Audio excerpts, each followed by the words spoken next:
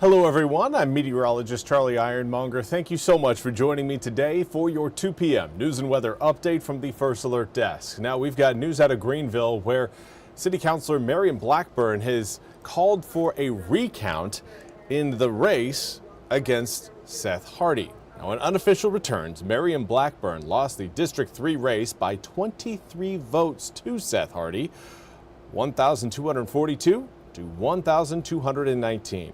Tim Langley came in third with 279 votes. Hardy is an ECU student and a newcomer to politics.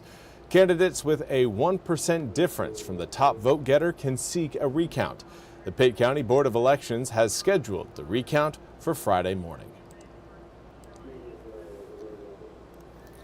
And sticking to the world of politics, we now turn our attention to Congress, where over the weekend, Senate Majority Leader John Thune announced that there could possibly be a breakthrough in the government shutdown resolution.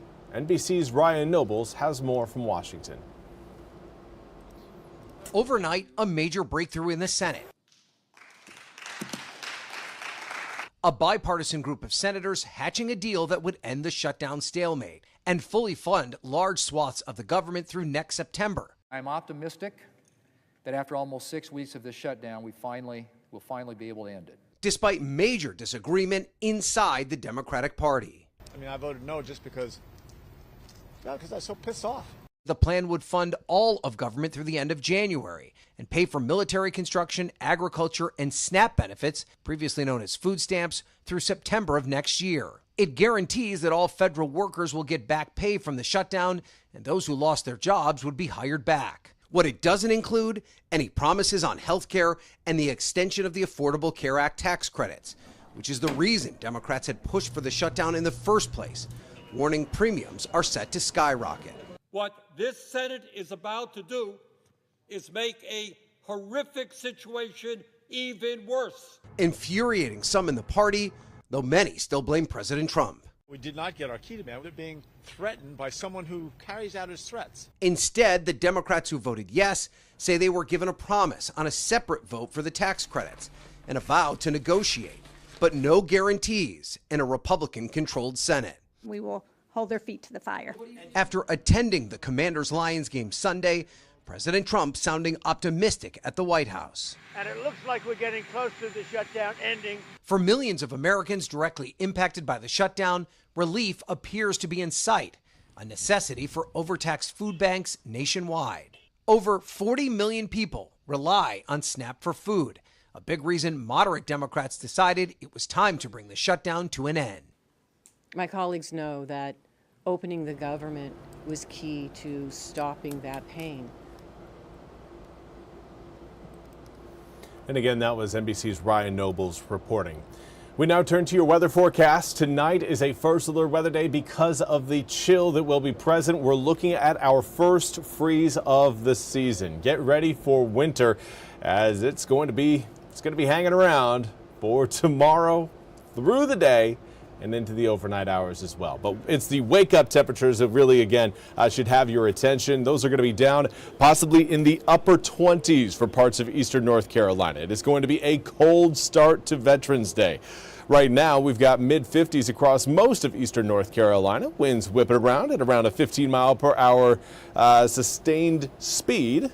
Currently coming out of the west in Washington. Dew points down in the low 30s. Again, the air is very dry, which only sets us up for an easier freeze. Right now, all areas shaded in that blue, just about all of eastern North Carolina, under a freeze warning that will be in effect early tomorrow morning. Now, the area is not included in that freeze warning. The Outer Banks, along with down East Carteret County. The rest of eastern North Carolina needs to understand that those frigid temperatures are going to be present as we wake up tomorrow. 29 to 33 degrees is what we're anticipating throughout eastern North Carolina. The closer you get to I-95 and the Virginia line, the colder your air temperatures are expected to be.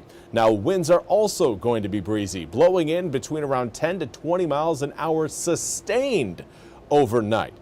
That's going to produce a wind chill between around 22 to 27 degrees. Get ready for a cold start to the day, but more importantly, get the jackets out tonight. Just get ready for the chill, and by the time it gets here, hopefully you're not surprised, because here it comes, that cold air moving into eastern North Carolina for about a 36-hour period. Tonight, through the day tomorrow, and then into the early hours of your Wednesday morning. After that, we will be warming back up. Air temperatures returning to the mid to upper 60s over this coming weekend. But for right now, not looking at the mid 60s. Mid 60s are our norm this time of year. Right now, we've got our eyes on the mid 50s, about 10 degrees cooler than average throughout most of eastern North Carolina. The beaches, at least those of you closer to the sounds in the water, more in the upper 50s right now, but nobody's stepping out their door saying, man, what a warm day. That'll come later on, probably next week, if not this weekend. But winds out of the northwest doing a great job of keeping that colder air flowing into eastern North Carolina. And those wind speeds are actually going to increase as we head into really the overnight hours tonight. Notice your wind speeds at 7 and 8 p.m. around 7 miles per hour. By 9, it gets up to 10 miles per hour. By 11, we're around 14 mile an hour sustained winds. So those winds accelerating overnight will only make those cold temperatures feel colder as you walk out the door tomorrow morning. 29 degrees at 7 turns to 37 by 10, 40 degrees by 11, and then we're in the, well, kind of the low to mid 40s at noon. Not warming up too quickly. Anticipating air temperatures getting between around 45 to around 48 degrees tomorrow afternoon. 47 is our listed high. Right now it does look like we could possibly have a chance of maybe a brief snow flurry early tomorrow morning, but notice the time on the clock. Before anybody starts to get super excited about the fact that the meteorologist is talking about snow flurries here in November, the time up in the left-hand corner of your screen, Tuesday, 1 a.m. By the time we get to around 4 a.m., most of that moisture will have moved through eastern North Carolina, and it's going to be coming down as a snow, sleet, rain mixture, but ground temperature is still way too warm to support anything sticking to the ground. So if you're hoping again for maybe a little bit of the white stuff sticking, it's not going to happen. Not going to happen. But still, cool that we're actually kind of talking about it, pun intended. Here's a look at what we've got big picture-wise across the southeastern United States. Multiple high-pressure systems will do a fantastic job of keeping us mostly sunny for most of this week. Of course, that low-pressure system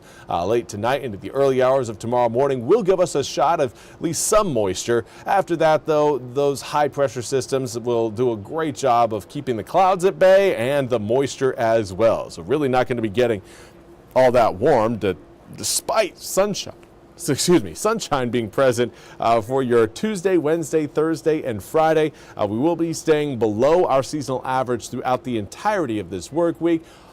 But the good news is, there's always got to be some good news. Saturday and Sunday, looking at above average temperatures, upper 60s will certainly be a little bit more comfortable than what we're going to be experiencing early tomorrow morning. And that's all we have time for today's 2 p.m. News and Weather Update from the First Alert Desk. I want to thank you all so much for joining me. We'll be back with more news and weather coming up at the top of the hour. Until then, I hope you all have a fantastic rest of your Monday.